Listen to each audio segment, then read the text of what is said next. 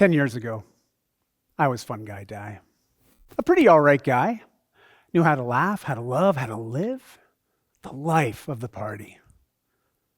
But underneath that 33-year-old exterior, he was afraid.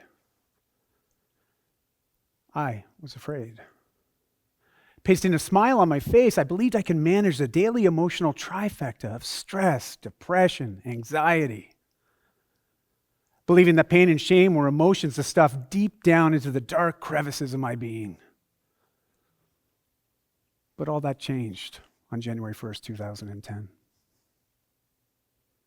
Feeling the sun slap my face, I remember squinting through the windows. I crawled out of bed, hung over, head pounding with the painful shame of realizing that I had just did what I swore I would never do again.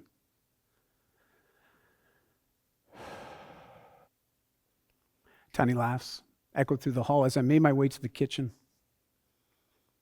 My wife looked at me, but something's different. She's always been the person, when she looks at me, she sees the potential I can't see in myself. But not that morning. She slammed her coffee mug on the kitchen table, mesmerized with Dora the Explorer on the TV. The kids didn't even move. Fear is eclipsing my typical feelings of regret and remorse. I'm afraid to admit the lies that I tell myself. I believe I'm a good father, a good husband, a good provider. But all those goods are quickly undone by another night of poor choices.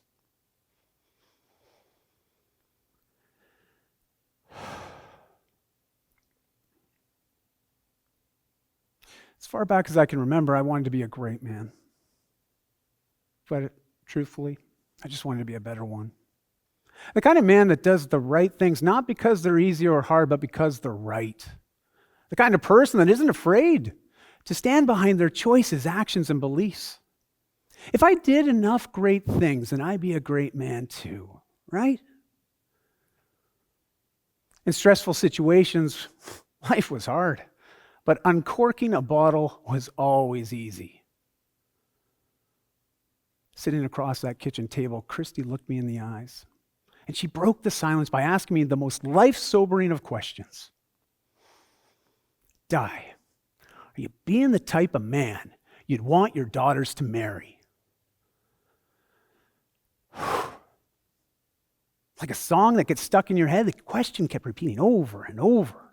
Am I being the type of man, the type of person, the type of human I'd want my daughters to marry? Deep in my gut, below all that shame and pain, something is stirring. Bubbling up inside me was this deep desire to tell her everything that was alive and real for me in that moment. I released. Finally, I admitted to the lies that I had told myself. Finally, I allowed myself to be completely vulnerable with Christy. And in that moment, everything changed. I told her about my fear of being a dad, about being judged by anyone and everyone, about the chronic pressure to put on a happy, confident face as I strive to be perfect in every area of my life. She smiled with her eyes. She saw me. I felt a connection. I felt less alone. In place of all that fear and shame and guilt was trust and understanding. For the first time in my life, I wasn't cringing while being vulnerable. I felt strong. On January 1st, 2010, I realized that sometimes you just have to let go of the idea of who you believe you are to start living as the person you want to be. I chose to be the type of man I'd want my daughters to marry, to be a better man, to be a better human. But let me be clear, it was hard. I craved more in-depth, connected, and authentic conversations. Unsure of how to deal with my new sobriety and openness, friends, they stopped calling. This strength in vulnerability came out of what I believed was a weakness. Men being open and honest about their shortcomings, their mistakes, their limiting beliefs. That was never taught or role modeled by the men in my life.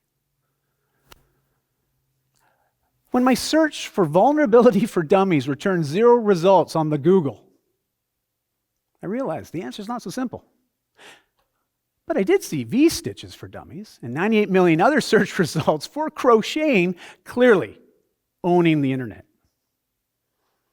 So I continued my search for vulnerability resources for men when I came across a survey from the Movember Project. In it, they asked men to say how many friends, if any, would they be willing to discuss a serious topic like worries about money, health, career. Their findings showed that 51% of men said 2 or fewer friends, but 1 in 8 said none. I wanted more than 2. Seeking to define what it means to be a great man, we quickly discover the term masculinity keeps popping up. Worn like a badge of honor, adorned with words like strength, vigor, machismo. But nowhere did I see mention of vulnerability, openness, honesty, or other terms I thought would be associated with being a great man. Alternatively, when I looked at femininity, words like gentleness, supportiveness, kindness. Again, all words I thought would be part of being a great man too. All these terms, they're part of a single continuum, a human continuum. We're not humans being emotional, we're emotional human beings. Which begs the question, why did I choose to numb, to hide, to seek an escape from so many of the emotions that make up a part of my human experience? Feeling unequipped and unsure of my path, I desired a community, a fellowship of strong men coming together to share tough conversations, while collectively challenging a more emotionally inclusive understanding of masculinity.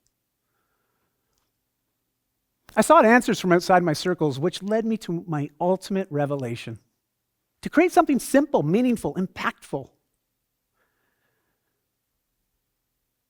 There's a biblical verse that says, as iron sharpens iron, so one person sharpens another. I wanted a safe space where men could come together to challenge their beliefs on what it means to be a great man, what it means to be a better man. In 2018, while I was living in Bali with my family, I shared the idea with my good friend Nick Wood. Mentorship Mondays, a weekly gathering of men for dinner and conversation. No alcohol, no drugs, no drama, no coaching or counseling allowed, no hidden prescriptive words of advice, no one needing to be fixed, because nobody is broken. Simply a group of men coming together to share openly and honestly without the fear of being judged or having what they share used against them. Oh yeah, and most importantly, Vegas rules apply. What happens at Mentorship Mondays stays at Mentorship Mondays. We open every gathering with a question. What's alive and real for you right now? Then one man speaks at a time, sharing what keeps him up at night, sharing the good, the bad, and the great. Creating a space that's safe and trusted where we can share the conversations about the wins, the struggles, the challenges we all work through, like obstacles with health, money, career.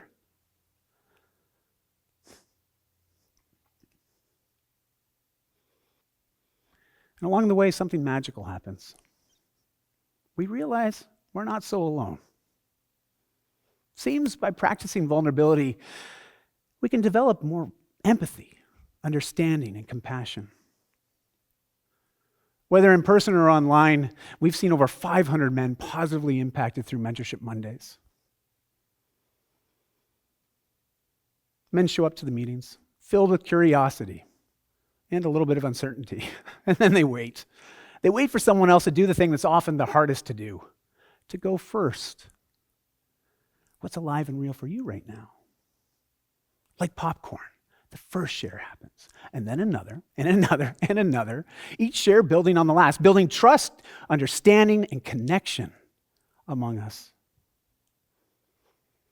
We often end our gatherings by asking a question: what's our biggest takeaways?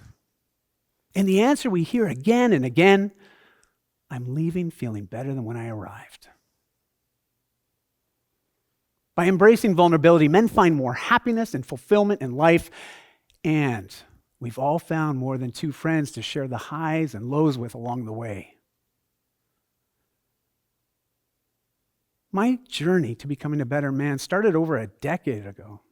But how would I now answer Christy's question? Dai, are you being the type of person you'd want your daughters to marry.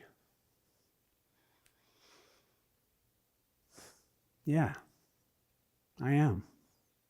And vulnerability helped me get here. I've come to realize that vulnerability isn't just a woman thing.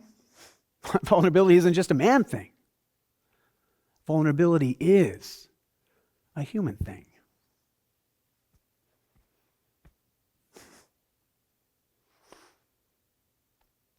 Thank you.